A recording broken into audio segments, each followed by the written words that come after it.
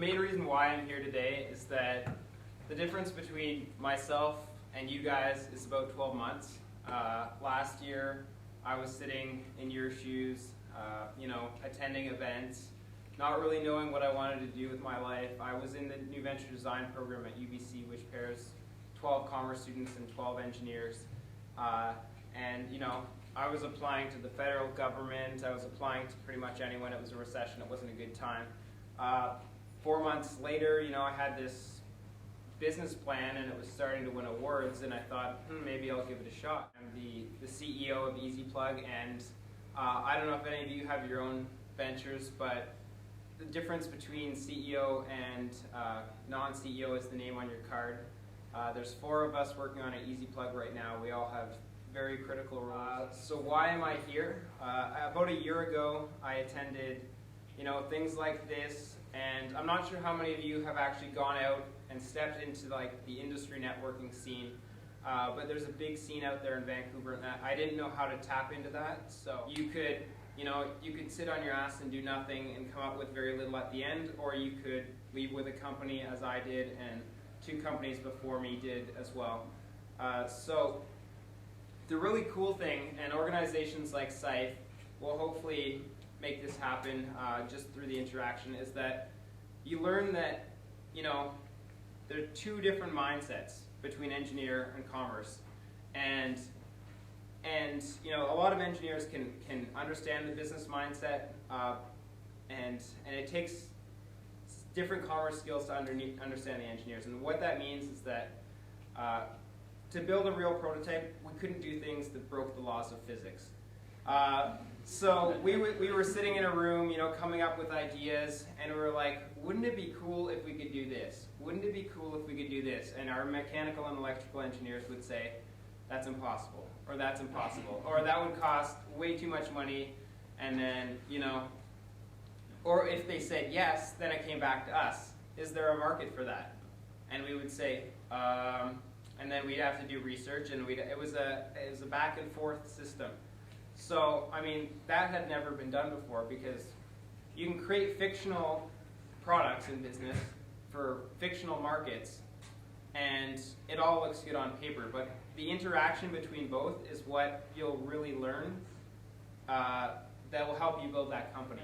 There was no bar set. You could do as little or as much as you wanted.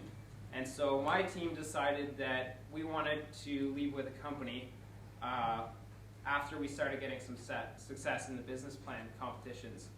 So coming up with an idea was interesting. I don't know how many of you have searched the US patent database, but there are millions and millions of patents out there. So at first it was coming up with an idea, then it was, is it patentable? Is it patentable? Is it patentable? And we had to do all the research on that. So it's really interesting just seeing that. Then you're proving your market. So it was really interesting going through all the phases. And for those of you doing a project course right now, maybe it would be interesting just to think of it from a business perspective as well. And although a lot of projects are very niche and they're not really focused on the market, but it was a definite learning experience. We entered a competition called Enterprise, and all of you that have ideas bouncing around in your head, I'd highly recommend it, because when you get them down on paper and people start to critique them, it really improves your ideas. Anyway, we came 3rd at Calgary. Having the validator was really good, but if you don't do the business competition, there are other ways of validating your market if you're doing a project course. So I guess that was the main thing. It was those 2 companies and a business plan competition or 2 that really made me sort of take them. So it took a little bit of a time for us to figure out how we wanted to structure our equity. All these things were brand new, and they're things that you never have to do in a project course. So for anyone going to start a company, get used to a few bumps at the start of the road, just getting it set up, and then once you get over those, it really has smoothed out for us. But you got to expect bumps in the road. If you're in the business world, they'll say patent, patent, patent as soon as you can. And coming from a student's perspective, there are a lot of complications with the team that you don't have to deal with if you're in a company getting paid. And the reason I say that is that you're in a course, there's 5 of you, 4 of you, everyone's there for their grade. Who knows who's going to keep this going 5 months down the road? So delay, finish your course, and then keep working on it. And whoever's there when they're not getting paid 4 months down the road are the people that are going to be there for a while. So that's who you want to incorporate with, and that's who you want to go through those hurdles with your lawyers and whatnot. And those are the people that you want on your IP document. File a provisional if you have to. If you're a business student, you don't actually need your name on the patent application, as we learned after, because you didn't do any of the actual inventing. That was the engineer. My advice is maybe get something in writing that says, if a company is formed later, I will relinquish my IP to that said company. But for now, you just have to sort of make do. And so that was another thing, changing from like this partnership, quasi-IP to a company, and having everyone sign off on documents that transfers rights here and there for about a 3 or 4 month period was something that you normally don't go through if you're not a student company, but that was something that we had to do. That was the main advice with regards to company formation, is that when there's no money, if you don't want to be there, you leave.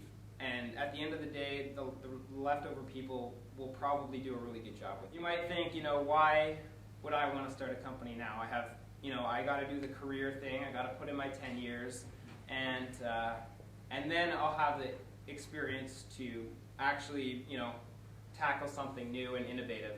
Well, I sort of looked at it this way. Let's see, I already have no money, so, I can live off next to nothing as an entrepreneur, because you're not going to get a paycheck for a little while. And so what I did some catering, I did some construction in the summer, I'm writing a business plan now, doing another job later. It's one of those things, if you're an entrepreneur, your life's an entrepreneur too. So you'll figure out how to make do with different things here and there. You're used to being around all kinds of people from different disciplines. You have classes in history with engineers, with people from sciences, with arts people. You're used to working with people from different disciplines. So it's not like you've been pigeonholed in one field for 10 years.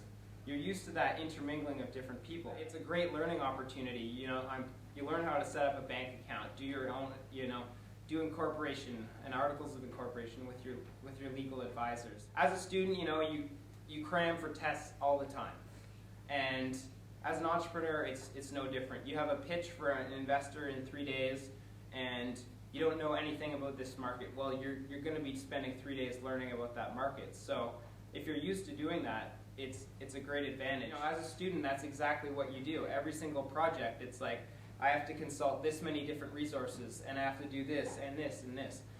It's that flexibility that you have as a student that translates into the entrepreneur lifestyle. We've been winning competitions, everything was going well, but the 4 of us that were essentially presenting, doing a lot of the background research, doing the traveling, looked at each other and said, I can't give that person equity if I'm putting in all the work and making the important stuff happen. You want to start companies with people that they just run with their ideas. It's fun.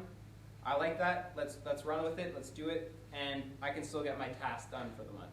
So you want everyone to be drivers. You want everyone to see that goal, and you want them to get there. And if they have to take side paths, they just do it. And I think that's the main thing, because you don't want someone getting equal equity and you're constantly telling them to do. You don't need you don't need heavy management structures in startups. So just keep that in mind. You want everyone to be a driver. It's all in the implementation. And if anyone's going to ding on our company's management structure, it's because, can these guys implement this? Can they bring it from idea to patent to production? And it's a pretty big task when you're coming directly out of university, and you just have to keep climbing the hill to get up there.